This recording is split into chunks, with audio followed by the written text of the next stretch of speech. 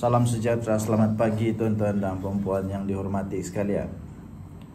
Nampaknya Mahathir salah pilih kawan, Mahathir salah pilih geng, Mahathir salah pilih sekutu, yang akhirnya bukan hanya menyebabkan dia tidak lagi relevan, tidak lagi berguna, tidak lagi ada apa-apa impact, tapi kali ini memang kalau saya menyesal lah. Apa tidaknya, ini cerita dia lah, cerita dia. Rupa-rupanya geng dia tuh, nama dia Muhyiddin Yassin, memang telah disahkan oleh MPT Bersatu sendiri bahwa memang ada SD, memang ada SD yang mahu melihat Muhyiddin Yassin tumbang, ditumbangkan dalam Bersatu. Kesian Muhyiddin, tapi lebih kesian Mahathir lah. Mahathir lah, sudahlah dia cari geng yang kalah. Lepas itu geng yang memang tiada harapan. Sekarang geng yang memang orang dalam di dalam Bersatu sendiri pun tidak suka, kesian. Jadi sekarang Muhyiddin macam seolah-olah hanya tinggal tunggu masa aja lah. Muhyiddin hanya tinggal tunggu masa untuk digulingkan. Digulingkan, hanya tinggal tunggu masa untuk Muhyiddin tidak ada lagi harapan dalam Bersatu. Hanya tinggal tunggu masa. Kalau Muhyiddin kena buang dari Bersatu, dia mau pergi mana? Langsung tidak harapan. Kecuali dia pergi PAS lah, kan? Kecuali dia pergi PAS. Dan Wan Saiful Wanjan pula, hampir-hampir pula dia ni kena panggil oleh disiplin Bersatu, sebab dia yang cakap benda tu kan. Saya baca tadi lah di Malaysia kini.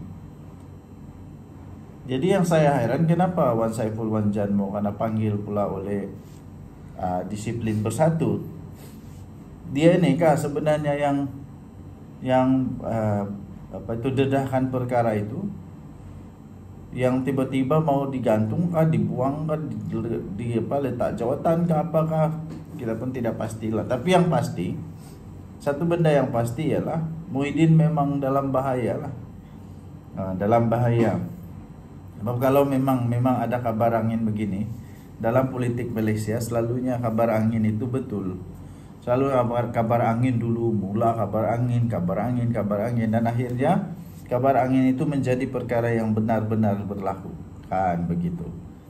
Jadi Mahathir dia memilih geng yang salah lah kan. Jadi Bersatu pula sekarang rupa-rupanya ada masalah dalaman.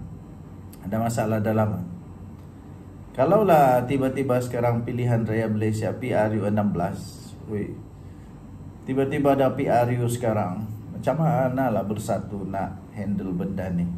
Ataupun ini hanyalah satu drama retorik semata-mata, kan? Drama retorik semata-mata. Mungkinkah ini satu drama untuk apa? Untuk supaya orang nampak Bersatu tidak kuat, tapi tiba-tiba menang. Wah, itu kita tidak pastilah, kan? Kita tidak pasti. Bingung juga politik Malaysia. Jadi Mahathir, kalau saya lah, kemarin saya ada jumpa seorang bercakap tentang Mahathir. Orang tu kata Mahathir sepatutnya berhentilah daripada berpolitik lagi, sudah terlampau tua. Sudah terlampau tua. Walaupun dia puji juga apa yang dilakukan oleh Mahathir untuk negara Malaysia ini, memang cukup banyak lah dia punya jasa. Tapi jasa itu perkara lain, kerja itu perkara lain. Kalau memang tanggung jawab dia sebagai Perdana Menteri, itu tanggung jawab dia lah, kan. Kita doakanlah semoga Bersatu oke-oke saja. Doakan juga semoga Mahathir pun oke-oke saja. Yang paling penting bagi saya, Mahathir kena bagilah peluang, bagi kepercayaan kepada orang-orang baru, orang-orang muda dekat Malaysia. Mahathir sepatutnya rela untuk melepaskanlah. Jangan lagi jangan lagi menghalang-halangkan, jangan lagi tidak yakin dengan kepimpinan yang baru ataupun ya rakyat Malaysia yang lain. Takkanlah Mahathir seorang saja yang bijak kan, orang lain pun bijak juga. Jadi bagi saya, Mahathir kena belajar untuk percaya kepada orang lain. Mahathir kena percaya kepada orang lain. Mahathir kena belajar untuk yakin kepada orang lain. Mahathir kena belajar untuk menyerahkan kuasa kepada orang lain. Ya, sebab setelah Mahathir jadi Perdana Menteri yang kedua, saya rasa tidak ada apa-apa pun kehebatan ke apakah yang dibawa oleh dia, tapi menyebabkan bermula satu lagi episod paling huru-hara dalam politik Malaysia. Episod paling huru-hara di dalam politik Malaysia yang belum pernah terjadi. Jadi ini lagi kalau tiba-tiba dia berkawan bersetongkol dia bekerjasama dengan Muhyiddin, dengan Hadi Awang, lagilah akan mencipta mungkin tercipta lagi satu lagi peristiwa politik paling pelik lagi di Malaysia. Jadi kalau saya secara pribadi, berhentilah. Sudahlah untuk Mahathir, berhentilah. Begitu juga dengan Muhyiddin Yassin dan Hadi Awang, sudahlah. Tunggulah nanti PRU dulu, sabarlah, sabar dulu, nak tunggu sampai PRU, baru rakyat Malaysia akan mencari sendiri pemimpin mereka. Rakyat Malaysia akan mencari sendiri siapa kepimpinan yang paling layak. Rakyat Malaysia akan sendiri membuat keputusan siapa pemimpin masa depan Malaysia. Jadi sementara itu biarkanlah rakyat Malaysia yang buat keputusan kan. Biarlah rakyat Malaysia yang buat keputusan. Tidak perlulah buat huru-hara yang lain kan. Tak payahlah pergi buat perhimpunan lagi kan. Tengok last tak jadi apa yang dapat daripada perhimpunan, tak ada apa pun. Ini bukan macam reformasi, tak ada kesan pun saya rasa. Okey, tinggalkan komen anda. Jumpa lagi, bye-bye. Selamat pagi tuan-tuan dan puan-puan yang dihormati sekalian. Ada orang tanya saya, bagaimana kalau Najib Razak dan Mahathir bergabung untuk tumbangkan Datuk Seri Anwar Ibrahim? Jawapan saya mudah tuan-tuan dan puan-puan. Walaupun pergabungan di antara Mahathir dan Anwar dan Najib, Anwar tetap tidak akan tumbang juga. Kenapa? Kedua-duanya sudah tidak ada lagi nilai tambah kepada mana-mana parti. Tidak ada lagi penyokong tegar, tidak ada lagi kekuatan untuk tumbangkan Datuk Seri Anwar Ibrahim. Saya fikir kalau mereka bergabung pun itu hanya satu retorik, hanya satu impian semata-mata untuk tumbangkan Datuk Seri Anwar Ibrahim, yang pasti tidak menjadi kenyataan lah, yang tidak boleh menjadi kenyataan. Yang pasti saya rasa sebab Najib Razak, dia masih terlalu banyak lagi kes mahkamah, terlalu banyak lagi. Kalau dia dilepaskan pun untuk kes dia yang sekarang dia di penjara tu, masih banyak lagi yang sedang menanti dia. Manakala atuk pula Tun Mahathir sudah terlalu tua, terlampau tua.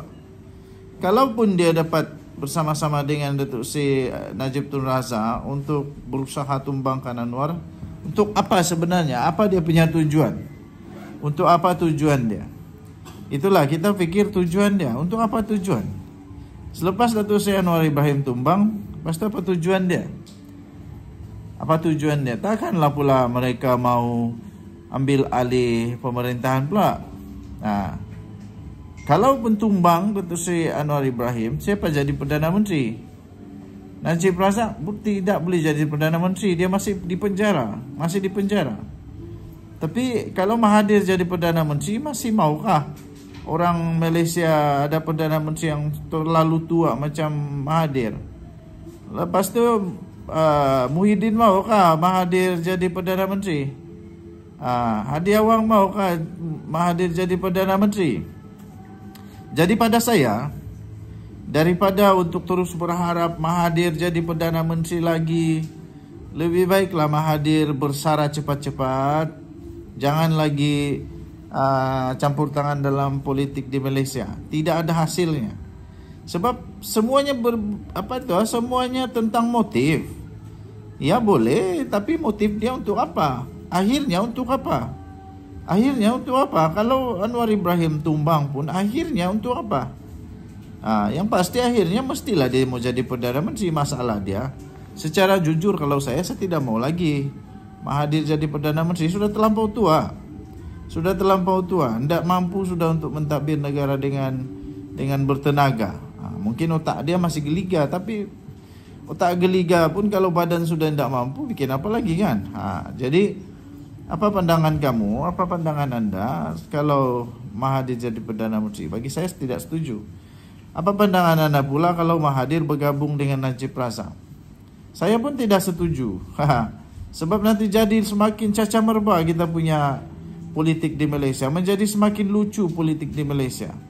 Betul-betul menjadi semakin lucu. Akhirnya semua jadi lakonan semata-mata. Lakonan. Akhirnya yang menjadi mangsa rakyatlah. Rakyat akan jadi benci dengan politik di Malaysia. Rakyat akan merasa muak dengan politik di Malaysia yang semuanya tentang lakonan saja. Tidak ada satu pun yang betul. Okay, so bila sampai saja tentang mau tumbang menumbang orang, semua yang bermusuh tiba-tiba jadi kawan semula. Semua yang pernah kasih penjara, pernah dipenjara, semua tiba-tiba jadi kawan semua. Waktu kafir mengkafir, lepas itu semua tuduh menuduh, masuk neraka lah, macam-macam lah, Firaun lah, macam-macam. Tapi akhirnya bila mau menumbangkan orang, semua tiba-tiba jadi satu hati. Inilah yang saya tidak suka. Tidak ada keteguhan hati. Semua bila cakap tentang kuasa, semua satu hati untuk tumbangkan. Sanggup berkomplot dengan siapapun. Tinggalkan komen anda. Kita jumpa lagi. Bye-bye.